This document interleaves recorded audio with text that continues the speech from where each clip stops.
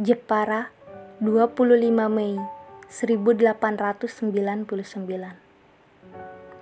Kepada Estella Zihandlar.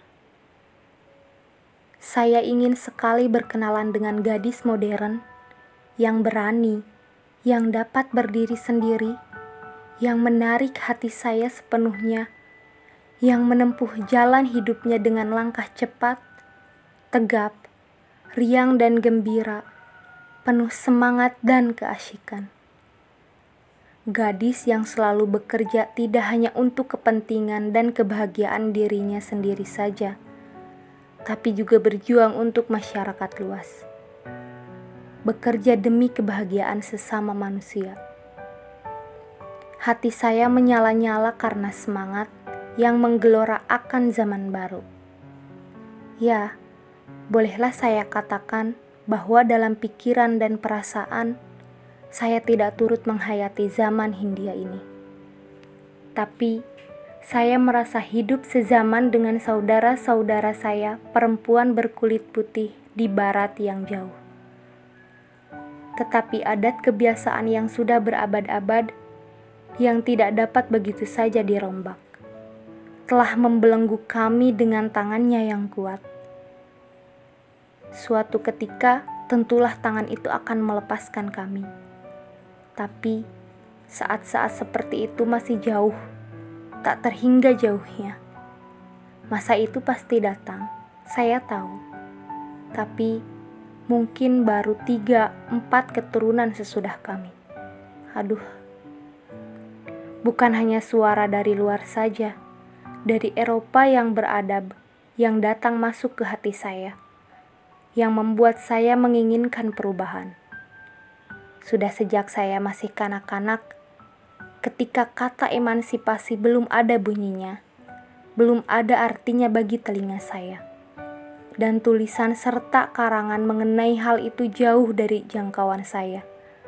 Sudah timbul dalam diri saya keinginan yang makin lama makin kuat, yaitu keinginan akan kebebasan, kemerdekaan, berdiri sendiri.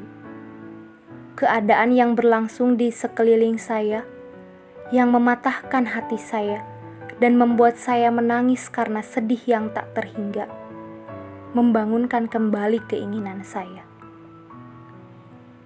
Tapi, tentang hal itu, untuk sementara sampai di sini saja dulu. Pada kesempatan lain akan saya sambung. Sekarang, saya hendak menceritakan tentang diri saya sebagai perkenalan. Saya anak perempuan sulung Bupati Jepara. Tepatnya, anak perempuan yang kedua. Saya punya 5 orang saudara laki-laki dan perempuan.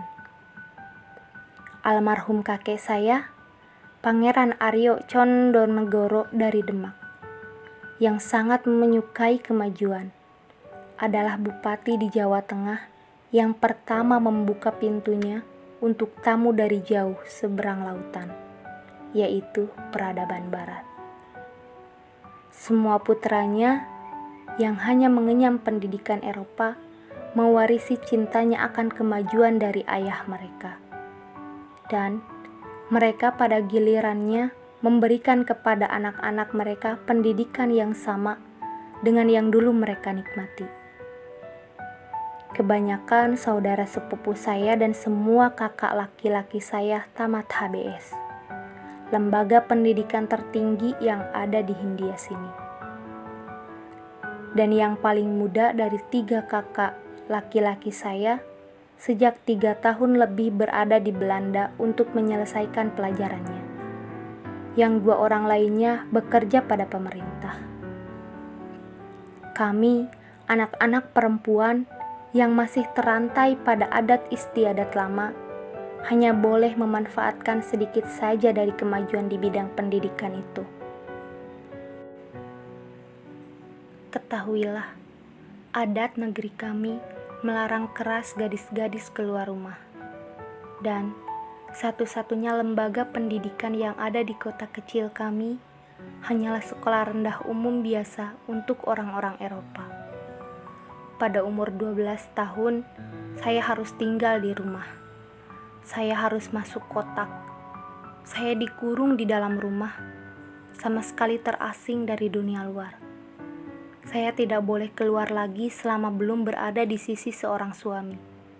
Seorang laki-laki asing sama sekali, yang dipilih orang tua tanpa setahu kami. Suatu kebahagiaan besar bagi saya bahwa saya masih boleh membaca buku-buku Belanda dan berkirim-kiriman surat dengan teman-teman Belanda. Semua itu merupakan satu-satunya titik terang dalam masa yang sedih dan suram itu. Dua hal tersebut bagi saya merupakan segalanya. Tanpa dua hal itu, barangkali saya akan binasa, atau bahkan lebih dari itu, jiwa saya akan mati. Tetapi semangat zaman di mana-mana memperdengarkan langkahnya. Gedung-gedung tua yang kokoh megah, pilarnya menjadi goyah ketika zaman itu mendekat. Pintunya yang dipalang kuat-kuat meledak terkuak. Sebagian seakan terbuka sendiri, sedang lainnya dengan susah payah. Tapi pintu-pintu itu akhirnya akan terbuka juga, membiarkan masuk tamu yang tak disukainya. Akhirnya, pada umur 16 tahun, untuk pertama kalinya, saya melihat lagi dunia luar. Alhamdulillah, saya boleh meninggalkan penjara saya sebagai orang bebas dan tidak terikat pada seorang suami yang dipaksakan kepada saya. Tapi saya tidak puas, sama sekali masih belum puas. Masih lebih jauh dari itu yang saya kehendaki. Bukan perayaan, bukan bersuka-sukaan yang saya inginkan. Yang menjadi tujuan keinginan saya akan kebebasan. Saya ingin bebas agar saya boleh dan dapat berdiri sendiri. Tidak perlu tergantung pada orang lain. Agar tidak harus kawin. Tetapi kami harus kawin. Harus. Tidak kawin adalah dosa. Celah paling besar yang ditanggung seorang gadis Bumiputra dan keluarganya. Dan mengenai perkawinan di sini, azab sengsara masih merupakan ungkapan yang terlalu halus untuk menggambarkannya. Bagaimana tidak?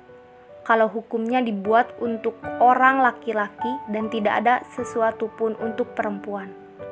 Kalau hukum dan pendidikan keduanya untuk laki-laki belaka. Cinta. Apa yang kami tahu tentang cinta? Saya belum mengatakan umur saya kepada saudara. Bulan yang lalu, saya baru saja 20 tahun. Aneh, bahwa ketika saya berumur 16, saya memandang diri tua sekali dan kerap berhati murung. Dan sekarang, setelah saya melampaui umur 20 tahun, saya merasa muda sekali dan penuh gairah hidup. Panggil saya Kartini saja, itulah nama saya. Kami orang Jawa tidak mempunyai nama keluarga. Kartini adalah nama keluarga dan sekaligus nama kecil saya. Dan mengenai Raden Ajeng, dua kata itu menyatakan gelar. Dan menulis Nona atau sejenis itu di depan nama, saya tidak berhak. Saya hanya orang Jawa.